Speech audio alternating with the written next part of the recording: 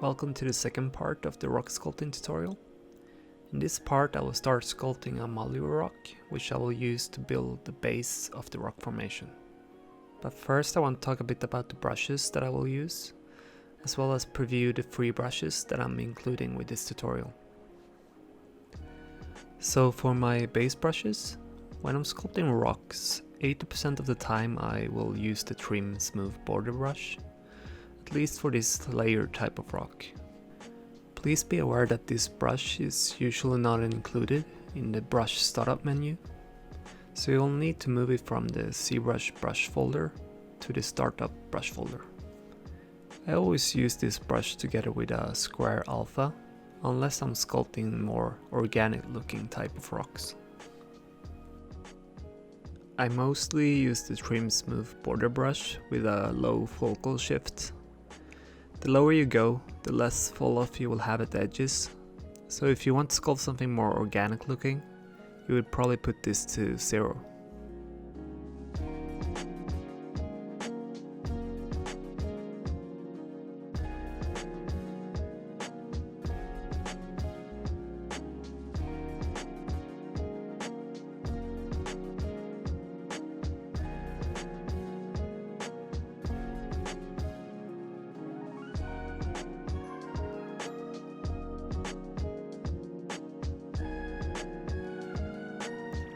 The second base brush that I use is the Move brush. I mostly use this at the beginning of sculpt to make bigger scale changes. You will probably see me using this brush a lot early on in the sculpting process. For this brush I also go with a low focal shift. It can become a bit messy, but it's a good way to make big changes fast while you're still figuring out the shapes. Normally this kind of use would mess up the mesh, but since I'll be using Dynamesh, it's nothing to worry about. The third base brush that I will use is the Clay Tubes brush.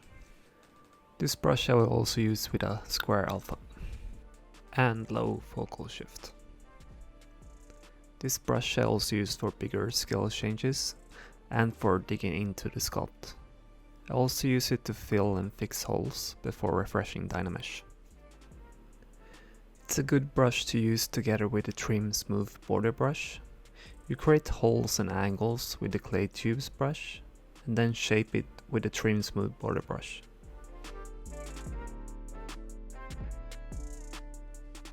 The fourth brush that I use is the Morph brush. This brush is used together with the Morph target feature. I mostly use this to delete and customize damage and grunge on my sculpts. It's a good way to add variation to details that have been added with the same custom brush or alpha. Another good way to use this brush is to turn on Morph Target at a point where you feel happy with your sculpt, but you still want to experiment.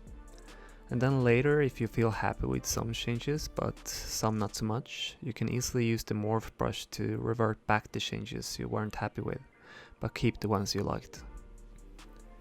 In case there is someone that haven't used the Morph Target feature before, I'm going to do a quick demonstration. To start, I will locate the Layer tab and create a new layer. After that, I will go to the Morph Target tab and press the Store Morph Target button. Once you press this button, it will remember whatever your sculpt looked like at that moment, and that is the point you will revert back to when you use the Morph brush. Now I will use a custom rock brush to add some detail to the sculpt.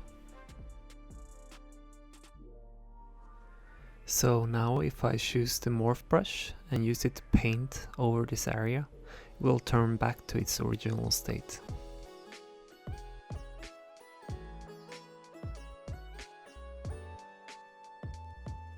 Instead of straight up deleting it all, you can, for example, use custom alphas to erase parts of the details, but usually I use a square alpha to help make it blend better with the rest of the rock.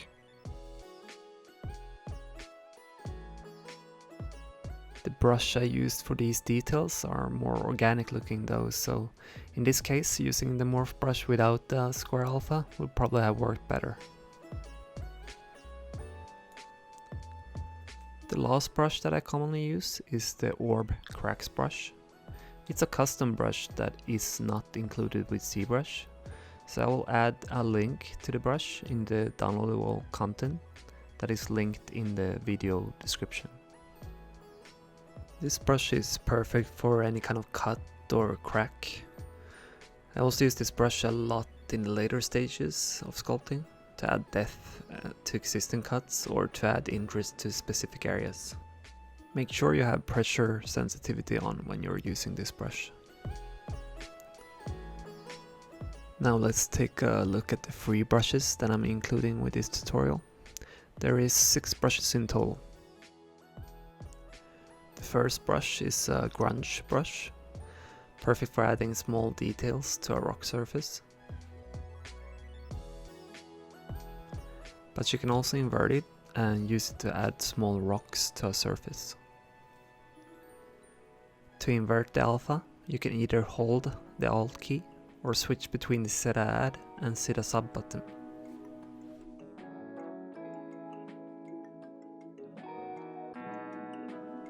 The second brush is a drag type lava surface brush. I will most probably use this brush to add detail to the ground. It can also give very interesting results when used inverted.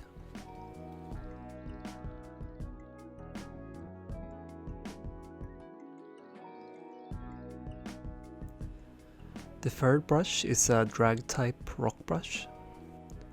Good for adding bigger sized rocks to a surface. I will probably use this to add rocks to the ground. Here it's also easy to use the morph brush to erase individual rocks for more variation. The fourth brush is a trim type layered rock brush.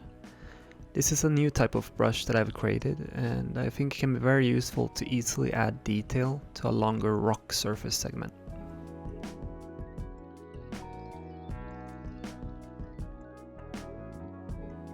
The fifth brush is another trim type brush, but with more depth and detail.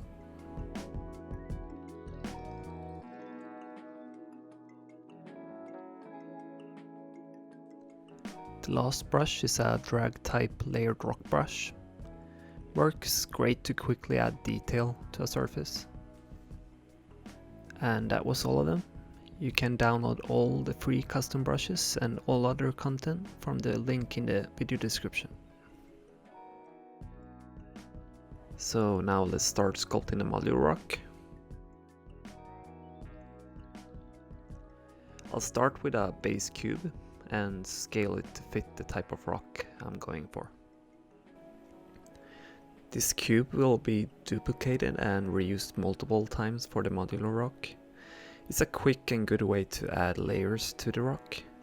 Doing this manually while trying to get straight angles can be both time consuming and difficult. So I just subdivided the cube, and now I'm going to start smoothing out the edges with the Trim Smooth border brush. I want to avoid 90-degree angles as much as possible, as they tend to stand out a lot and also cause problems for certain brushes, especially angle brushes such as the Trim Smooth border brush. When I subdivided the cube, I first subdivided it twice with the Smooth modifier off, then subdivided it once more with the Smooth modifier on. I did this to be able to keep most of the shape of the cube, but still get a small smoothing effect. You could also use Dynamesh for this, and that could actually be the better option in certain cases, as Dynamesh gives you an even topology. In my case, I'm just working on the edges for now, so subdividing it works just as well. But I will use Dynamesh a lot further into the process. So currently I'm just working my way around the whole cube, smoothing out all the edges. Although this might seem like a very small and insignificant part of the project, it's actually a very important part of the process and could potentially become a big headache later on if not done correctly. This one cube will first be duplicated and used multiple times for the modular rock, and then the modular rock will be used numerous times to create the rock formation. So if you miss something on this base cube or you leave parts of it in a way that you're not happy with, later on you might have to fix hundreds of small mistakes instead of just this one. I'm mostly saying this because it's a mistake I often do myself, and for this project as well I should probably have spent more time on the base parts. It's easy to rush through this part because it's probably the least exciting part of the process. So now that I have my finished cube, I will use it to shape my modular rock. I will do this by moving and placing duplicates of the cube until I find a good shape.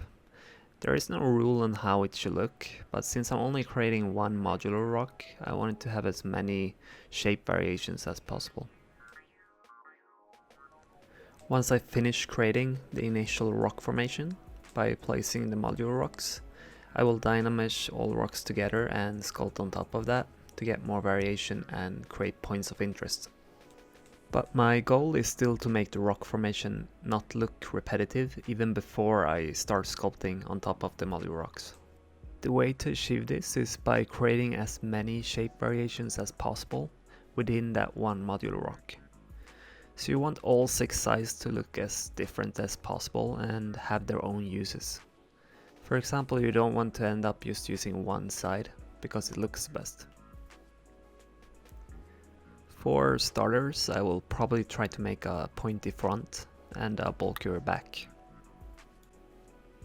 I will keep moving these parts around for a bit until I find something I like.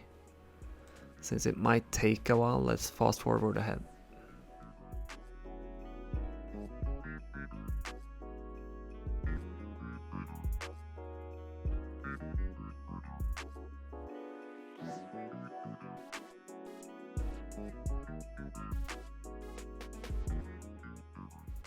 So here I'm starting to do some actual sculpting.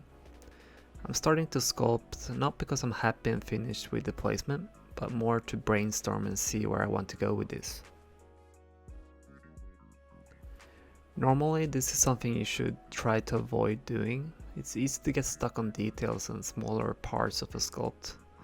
And at this point in the process where you should be focusing on the bigger shapes, it's mostly just end up being a waste of time if you're not careful. But it can also be a good way to brainstorm when you're stuck. Let's fast forward ahead.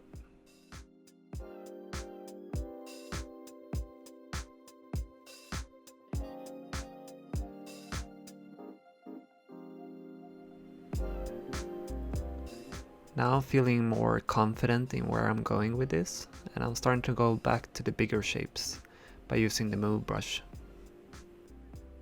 Although I have a pretty good idea of the style and type of rock that I want to go with, it can always be hard to get into it in the beginning, especially when you haven't done similar work for a while. When you feel stuck and unsure about the direction, try not to stop working. Instead, save your file and start experimenting. Usually those things becomes clearer the more you work on something, and you can always go back to your old save data and start where you left off with your newly gained knowledge. Fast forwarding.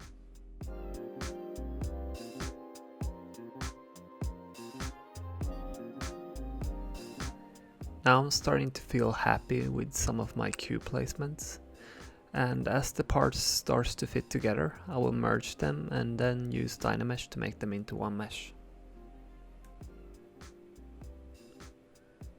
It's honestly easier and faster to work if you keep the parts separate for as long as possible, but as I'm still trying to figure out the final look, it's easier for me to try things out when the parts are merged. But if you happen to already have a good idea of what you want to make, or if you're working from a concept, try to keep the parts separate for as long as possible. Let's skip ahead. So now this front part is starting to take form. Most of the work have been done using the Trim Smooth border brush and the move brush, but I'm also starting to use the Orbit Cracks brush to split parts up. As you can see, I have also merged more of the parts together.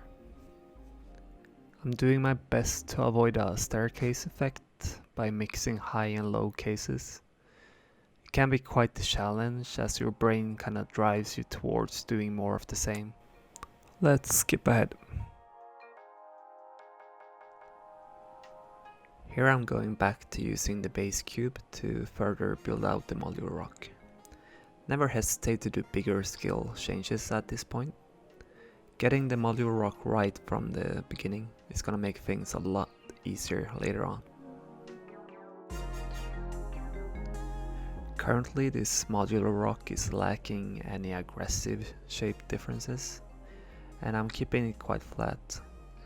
It mainly has to do with the type of rock and design I'm going for, but looking back, I would probably have done more bigger scale shape differences if I had a chance. It's hard to really know exactly what you need before you actually use it, so once you have a rough version of your modular rock or something that closely represents the final design, try to use this for its intended purpose and see how it works before you start spending time cleaning it up. Usually this is something I would do myself, but for this project I skipped a lot of these steps to keep the video more fluid. But I'll do my best with what I have, and you get to learn from my mistakes.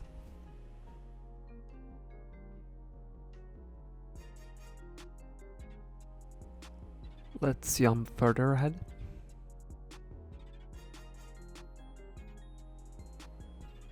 So this time we have done a bigger jump, and now all parts are merged and the final shape is close to finished. Now I'm going more into problem solving and cleaning up the sculpt. I'm especially trying to fix weird angles.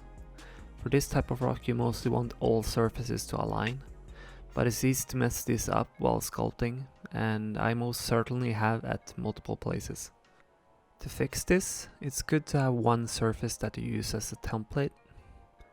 Then you can use that surface together with the Trim Smooth border brush to balance all other surfaces to the template's surface angle. The Trim Smooth border brush uses the angle of the surface where you first started your stroke. So if you start your stroke on your template surface and quickly drag it to another surface, you will paint on that new surface using the angle of your template surface. Hard to explain in words, but I think you will understand if you try it out.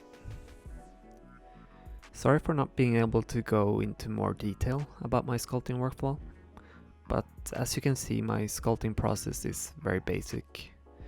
If you watch the first 5 minutes of this video, you already know about 90% of the techniques I use. So skipping ahead to somewhere there is something to learn.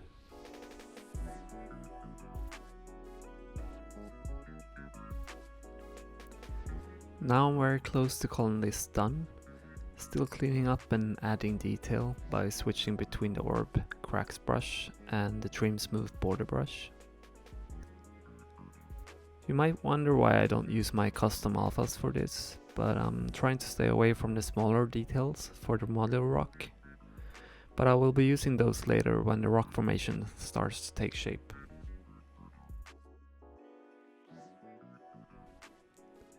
It's always hard to call something done, especially when it comes to rocks, because there is no limit on how detailed you can go.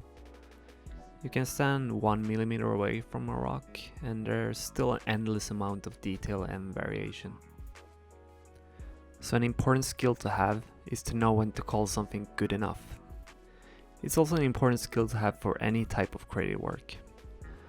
And this is normally not a skill I master myself, and I had many projects where 90% of the time were spent on something that was barely noticeable. So I'm gonna call this done now. Maybe not as much variation from side to side as I would have liked, but I think it will work great for its purpose. If you wanted to make a modular rock that was more for non-specific general use, it would almost be best to go for something cube-shaped, with bigger scale variation between each side. Something that could be rotated and used on any side. For mine, I would probably only use the long sides, but as I can rotate and invert them, there is still a lot of potential variations. So I'm now starting the second phase of cleaning up by using the clay polish feature. This will help sharpen edges and flatten out irregularities, such as brush stroke stir effects. I won't use any extreme settings, so the change is quite subtle. I don't have any specific settings that I use, it's more on a mesh by mesh basis, so you will have to experiment a little. I have noticed though that this feature seems to lock itself sometimes, so even if you change the settings, you end up with the same result. When that happens, I restart ZBrush and it works again. Let's revert the change and go to an angle where the change is more noticeable. Here it's easier to see what it does. You could use more extreme settings and really get a clean flat surface, but it also takes away a lot of the detail that I want to keep, so I will keep the change subtle. The last step for this modular rock is to reduce the poly count. I will be duplicating this rock numerous times, so to keep things fluid, I will reduce the poly count by using the summation master. With this I can reduce the poly count by 90% without seeing any noticeable difference. And as I'll be using Dynamesh later on to connect all of the modular rocks, the poly doesn't matter.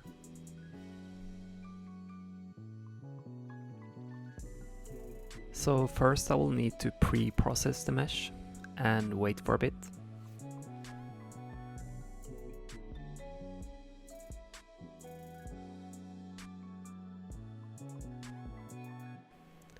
And now I get to choose how much I want to reduce it by.